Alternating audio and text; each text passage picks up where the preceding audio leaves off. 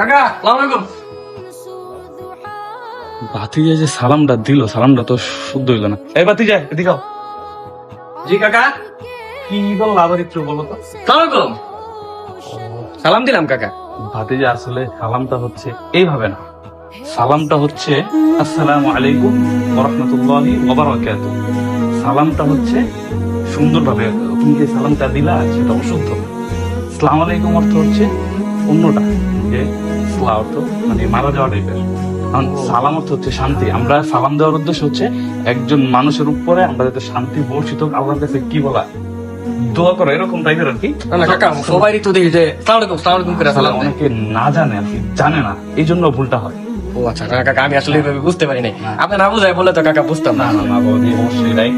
মানুষের ভুল থেকে শিক্ষাটা আলাদা। না, ঠিক আছে কাকা, তাহলে আসসালামু আলাইকুম ওয়া রাহমাতুল্লাহ। মাশাআল্লাহ। ছোট ছোট এমন অনেক বিষয়বস্তু আছে যেগুলো আমরা দিনের পর দিন না জেনে ভুল চর্চা করে যাচ্ছি, যেখানে আমাদের সওয়াবের পরিবর্তে গুনাহ হচ্ছে। আমাদের উচিত এগুলোকে শুদ্ধ করে নেওয়া।